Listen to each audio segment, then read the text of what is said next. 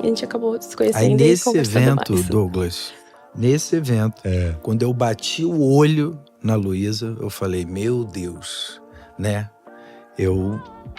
Mudou alguma coisa em mim ali. É mesmo. Vocês dois são 2 filhos de pastores, né? 3, né? 3 filhos. Nessa mesa aqui, Nessa 3. mesa, 3. Mas Somos 2 filhos de sobreviventes. pastores casados, Sim. deve ser bem interessante, assim. E pastores que depois a gente foi descobrir que eram amigos. Amigos. Antes da gente se conhecer, os nossos pais já se conheciam. Então, É mesmo? é uma história… Mas vocês não se conheceram por causa da amizade deles? Mais ou menos, tem um Como quê. vocês se conheceram? Como é que a gente se Sim. conhecia? Pode falar, Lu. Você que… É engraçado que a nossa história quase se entrelaçou, assim. No ano que eu nasci, o meu pai foi cotado para ser pastor da igreja do pai do Paulo. Tá. Então, presbiterianos. Presbiterianos, exato. E a gente tem 8 anos de diferença. Então a gente brinca que se tivesse dado certo, talvez a gente não teria se casado. Porque a gente teria crescido juntos e, sei lá, ele não teria esse olhar pra menininha que cresceu, né? Com 8 anos. Mas poderia ser que desse certo também. Eu acho que eu ia me encantar por você de qualquer jeito. Quem sabe? Mas a gente… Mas aí seu pai não chegou a ser? Não chegou, Tá. não deu certo. O senhor tinha os seus outros caminhos, né? E a gente… Mas ele esteve por lá, né? Nessa ocasião, se Nessa não me engano. ocasião esteve por lá, conheceu o Paulo nessa época. E aí corta para muitos anos depois, em 2008, eu tava com 18 anos, o Paulo tava com 26.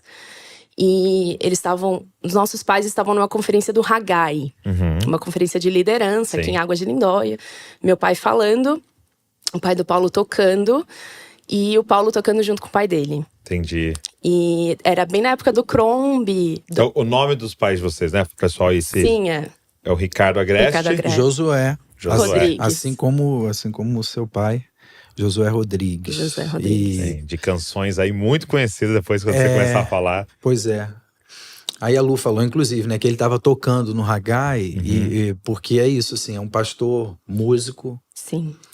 né, poeta, e enfim, eu admiro tanto ele que eu também fui por esse caminho.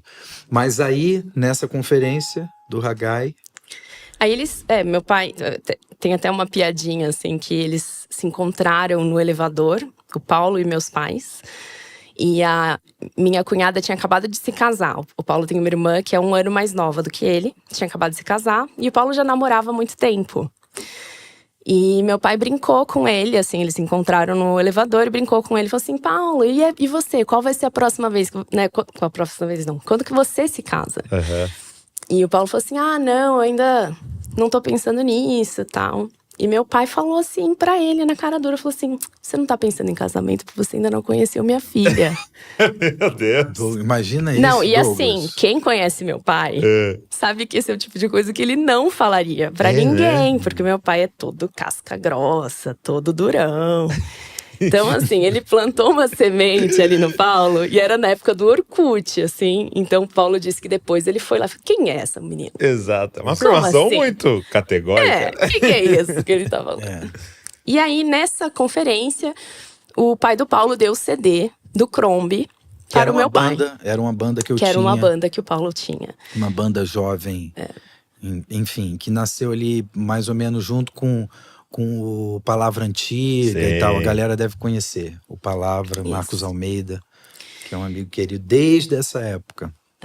E aí eu tive contato com o Crombie. Eu estava envolvida, estava na universidade na época, estava envolvida com o MPC, Mocidade para Cristo, a BU.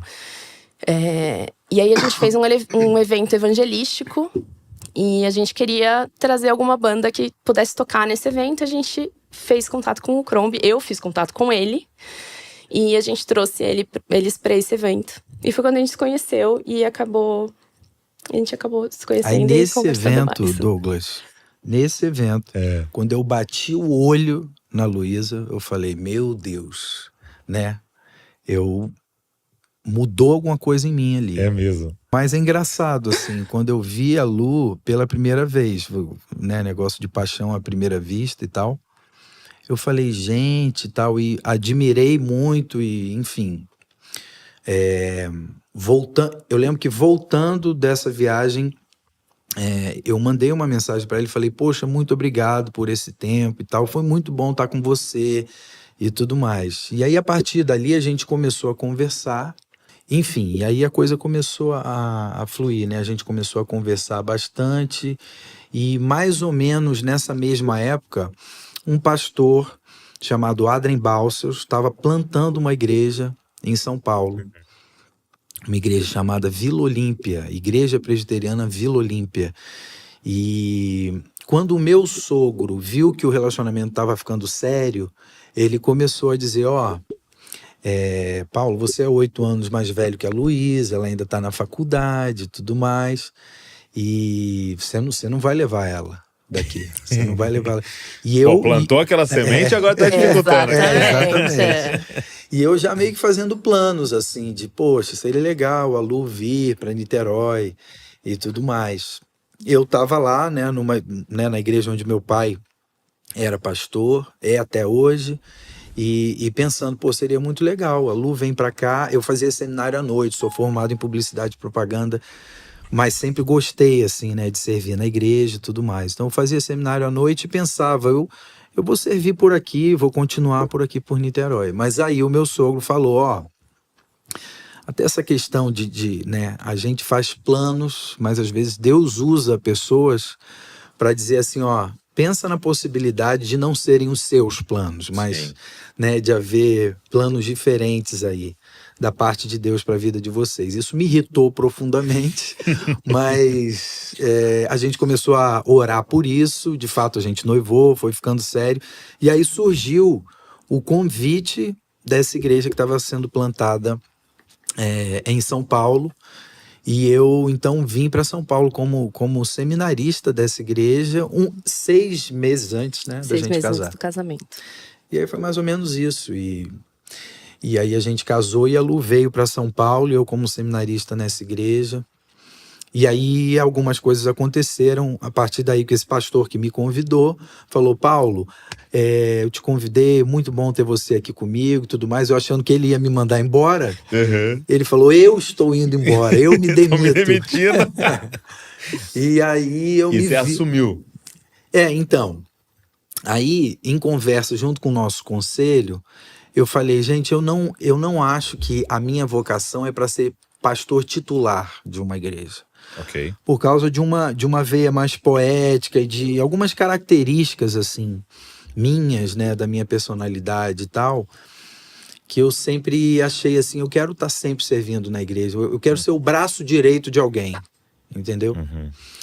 E aí, nesse momento, então, eu me vi nessa situação junto com o nosso conselho de pensar, será que é você, Paulo, ou não? E eu sinalizei que eu não gostaria, mas que eu tinha alguém para indicar para estar junto com a gente, que era o Marcos Botelho, que já esteve aqui. E é interessante que... E foi o Lu ou o Tero? É uma boa pergunta.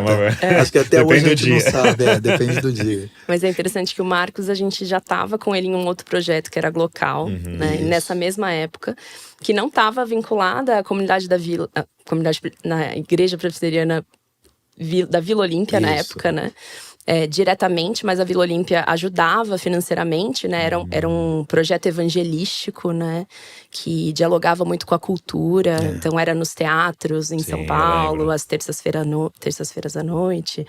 Então a gente já tinha esse vínculo com o Marcos e já dava muito certo, já tinha uma liga muito, muito boa, né? Isso, exatamente. Então, quando começou, né, a migrar isso para dentro da igreja, do ambiente eclesiástico, assim, deu muito certo também.